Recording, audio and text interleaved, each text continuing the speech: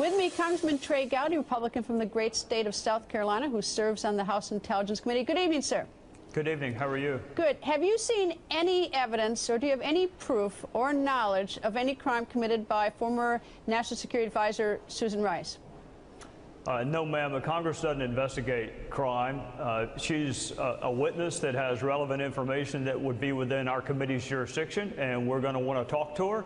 But we don't investigate crime. And Greta, I don't like it when anybody accuses other people of committing crimes. Representative Castro did it this morning, and I would have the same reaction to that. When you accuse people of committing crimes, that's serious, and it's not Congress's job to investigate that, and it's not my job as a member of Congress to level accusations like that. All right. Well, you were a very successful prosecutor prior to joining Congress. Put your hat on as a prosecutor for a second. Have you seen any evidence, if you were a prosecutor, to suggest that Susan Rice had committed a crime?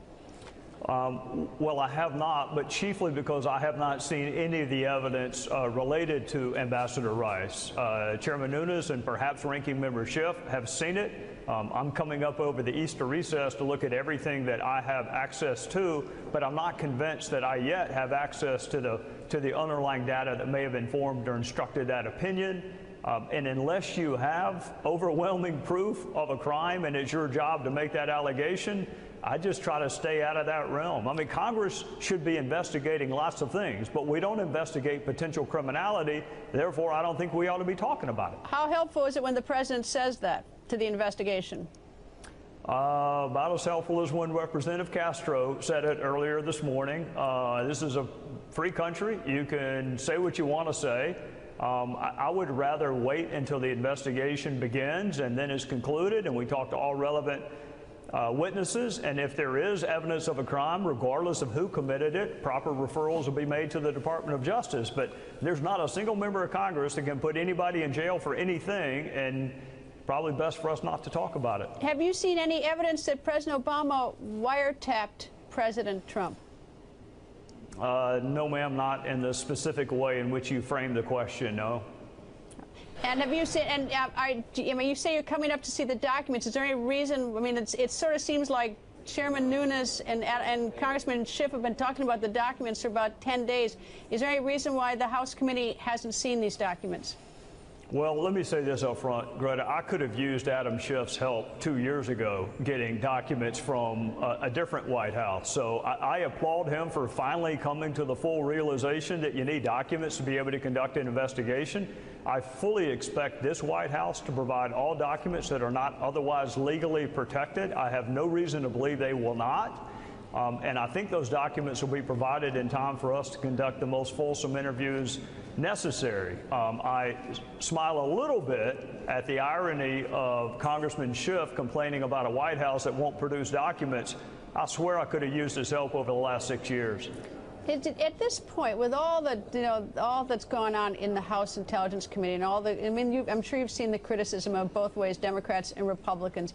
Do you think that there's a way to sort of get it on track, that you can sort of restore the confidence that this investigation can be done with integrity in the House, or is this one that we should just pass it to the Senate and let the FBI as well do its job? Well, I think all of the above. I think the Senate has a role to play, and the FBI investigates counterintelligence and criminality, but most assuredly the House has a role to play, and I think we can play that role. And I'll say the same thing I said last week. Greta, Adam Schiff is a former federal prosecutor. So am I. We know how to run investigations. We need access to the documents, access to the witnesses, and we need to start conducting interviews in a setting most conducive with the most amount of information, which means confidentially. It's the way he and I did it in our previous lives. It worked then. It will work now. The less politicizing and the more actual hard work of asking questions of serious witnesses who have relevant information, the quicker we will be on the path to finding facts and then ultimately the truth. You know I love talking to you, but doing television interviews and accusing one another of things is not constructive towards finding the truth. We need to start interviewing witnesses, and I am ready to do that and would love to have Adam's help. All right. Do you believe tonight, I realize that there's an ongoing investigation, you need to see more, but tonight as we talk, do you believe that Russia interfered with the U.S. election? Oh, there's no question. Absolutely. Russia is not our friend. Russia interfered with our 2016 election cycles and would do so again and is seeking to do so in other countries. They are not our friend, and there should be no ambiguity whatsoever about that. Congressman, nice to see you. Thank you for joining us, sir. Yes, ma'am. Thank you. Calling for her to testify before Congress in the Russia investigation. But given her history, is she even credible? Well, you know who is credible? Medal of Honor recipient Dakota Meyer. And he asks, in the wake of Benghazi, on a tweet, could someone please tell me how Ambassador Rice still has enough credibility to comment on anything more than the Kardashians? Joining us now is retired Marine Sergeant and Medal of Honor recipient Dakota Meyer. Sergeant Dakota, good morning. How you doing? Good morning. Great. How are you? Thanks for being here. So what do you make Susan Rice and her credibility? Where does it stand with you right about now? I mean, look, you have to look. She was the last administration's appointed liar-in-chief, right? I mean, she came out, she lied about Benghazi. I mean, a year ago, she said on MSNBC, and she said that all the chemical weapons were removed from Syria. I mean, did she know then, just like she knew whenever she lied about Benghazi, that they weren't removed? I mean, it's insane. I mean, I think she needs to testify. I think she needs to testify, and I think that what she'll see, just like the world just seen, we have a new administration in town. I hope that you know, the last administration doesn't represent across the world what the U.S. is, and I think that Trump will hold her accountable, and I think that it's time for the last administration to be held accountable, because the one thing that they were so consistent on, they would compromise the truth at a moment's notice for their political agenda, and that's insane, and then she's still trying to defend it. Do you think that she was given wrong information, or she knew the real facts and was telling the public something different? Well, here's what I would say. I'd say that I could look back, you know, maybe at other circumstances or other situations and say, yeah, maybe she didn't. Maybe she was misinformed. You know what I mean?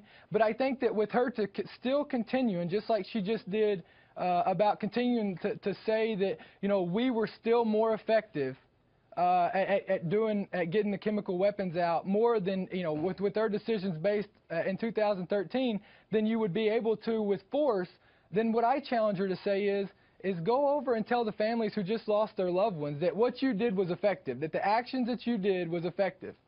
Well, President Obama in 2014 said, you know, it turns out we were right, that by not attacking them in 2013 after that chemical attack, we were right because we managed then to get all of those chemical weapons out of Syria.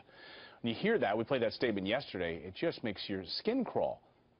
It does, and it just shows you that, look, that whole administration operated under a political prism. Every decision was made off of political agendas and look, trying to make everyone happy. I mean, at the end of the day, I have to tell you, you know, to see President Trump go and make that decision, not worry about the naysayers and not worry about, you know, winning in the court of public opinion and making a decision that was morally right.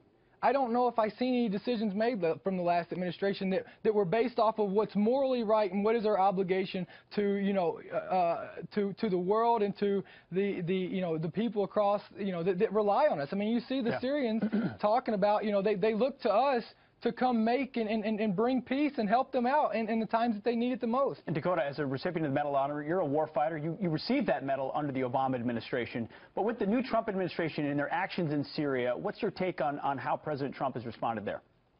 I mean, I think it's incredible. It takes my respect level for this man through the roof. I mean, it puts a whole, I mean, Pete, you know, I mean, it gives us the assurance that we're going to be able to do what's right, that we're back. I mean, that's what it feels like. We're back, right? Yeah. Absolutely. I think a lot of people around the country and around the world, as we heard from those Syrian refugees on this program, feel like American leadership is back on the global stage. Dakota Meyer, thank you very much. Why would Susan Rice pursue this? I have no idea, but I think we need to get to the bottom of it. Susan Rice, in my view, misled the American people about the nature of the attack in Benghazi. She appeared on 5 Sunday shows after the attack, saying things that were completely false and untrue. In terms of political manipulation of national security information, Susan Rice, in my view, has done it in the past.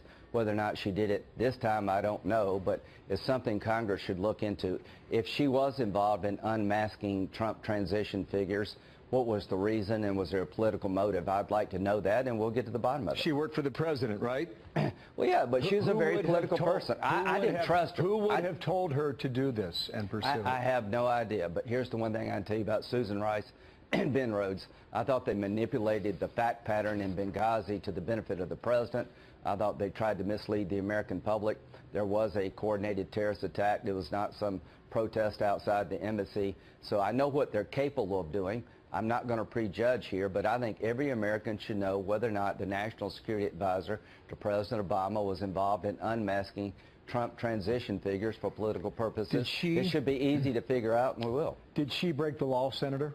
I have no idea, but I'd like to know the answer to that question. When did she do it? She claims she didn't. Other people claim she did.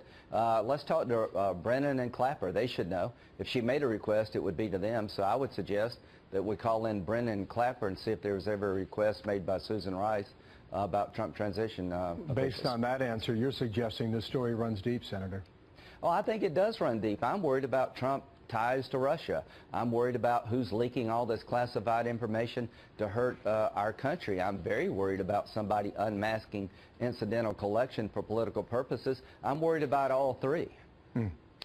Is this the information that was spread to, what was it, 16, 17 other government agencies in the closing days of the Obama administration? Is this part of that?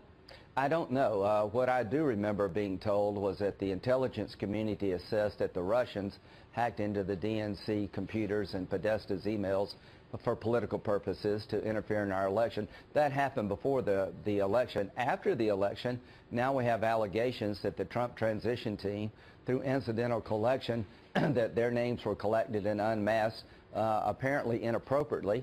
I think that is a real problem that we should get to the bottom of. And there's an easy answer to this. Did she ask Brennan and Clapper to unmask incidental collection of Trump transition figures? If she did, I want to know why. Well, you mentioned the 5 talk shows after Benghazi. That's okay. She did an interview 12 days ago. Was she forthcoming in that interview, Senator? I have no idea, but when it comes to Susan Rice, you need to verify, not trust. When it comes to Ben Rhodes, you need to verify, not trust. I know both of them very well, and it wouldn't surprise me that if somebody in the Obama administration, like Susan Rice, would do this, but I'm not going to prejudge. There's a former Obama National Security Advisor Susan Rice.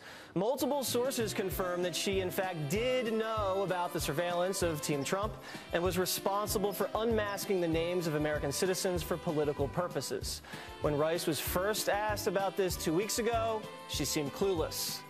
I know nothing about this. I was surprised to see reports from Chairman Eunice on that count today. But now that the story is out, she knows something, but is still in denial. There were occasions when I would receive a report in which a U.S. person was referred to. Name not provided, just U.S. person. And sometimes in that context, in order to understand the importance of the report and assess its significance, it was necessary to find out or request the information as to who that U.S. official was. President Trump now taking it a step further, saying she may have committed a crime. Joining me now with his take on this, former House Speaker and Fox News contributor Newt Gingrich. So, Mr. Speaker, I find it funny because when President Trump said that Susan Rice may have committed a crime, every headline in every newspaper, and the same thing happened when he said he may have been wiretapped, was citing no evidence. President Trump says this, without any evidence. President Trump says this. They never write those types of headlines when Democrats make wild accusations. Shouldn't the press be actually looking for evidence? Well, they should if they were the press, but they're not. They are the opposition propaganda, and they are all totally one-sided. And I think this is part of the same thing. You know, what you have is the electronic break-in of a transition team in which apparently the president's national security advisor was aware of what was going on and, in fact, apparently talked about it to some people, because you couldn't have unlocked names unless you talked about it. Now, that either is a crime or it should be a crime. You know, again and again, you get a one-sided news media version because it's propaganda. It is what Trump calls fake news. When you were in the House, so you know these things and how these things operate. You bring in Susan Rice. She's under oath, and she's in front of a committee, and the cameras are rolling. What would you, as an investigator on a House committee like this, specifically ask Susan Rice under oath? I'd want to see all the documents first before I brought her in. Then I'd want to see who else is involved, because I'd like to talk to the lower level people to find out, now, did you turn this over to her because she asked for it? Was it routine to turn over things about domestic politicians to the National Security Advisor? And then finally, I'd want her to come in, and I would just start by reading back her own statements. That this is exactly like Benghazi when she went out on every single network show and lied to the American people, knowingly lied to the American people about Benghazi. Now she went out, and we have, as you pointed out here in the show a minute ago, we have her on tape saying, oh, gosh, did that really happen? Now we have her sort of saying, well, maybe it did really happen. Well, who's kidding who? She is once again lying to the American people. And then you'd want to ask the final question, which is, as the National Security Advisor to the President of the United States in an office down the hall from the Oval Office, did all this really happen and Barack Obama didn't know about it? Maybe President Obama from that island in the South Pacific is going to say he learned about it watching the news like he usually does. Over to the history of the Obama administration conducting surveillance on people. It happened with Dianne Feinstein when the Obama CIA looked in her computers. Congressmen say their phones were tapped when they were speaking with Israelis in the run-up to the nuclear deal. So when people say, oh, you know, this could never have happened, look at the history. I don't understand why people think this is so out of this world that this could have happened. It is very dangerous in a free society to have the government decide that it can spy on you, it can inform selectively certain key people. It's all outside the normal law and is very dangerous for all of us, I think, as we move forward. I mean, it sets a very, very dangerous precedent. Do you think you're going to have hearings in the next couple weeks, and are people going to start getting up there and testifying under oath? What's your prediction? Well, as you said a while ago, one never knows. I hope they're going to redefine the investigation. I hope they're going to broaden it to include all Russian influence. Yep. And I hope they're specifically going to ask Susan Rice into both the House and the Senate. And as I said, if this wasn't illegal, I hope they're going to introduce a bill to make it illegal. You should not be able to spy on your political opponent using the power of the United States government. That is a direct threat to our liberty. Thank you very much, Mr. Gingrich.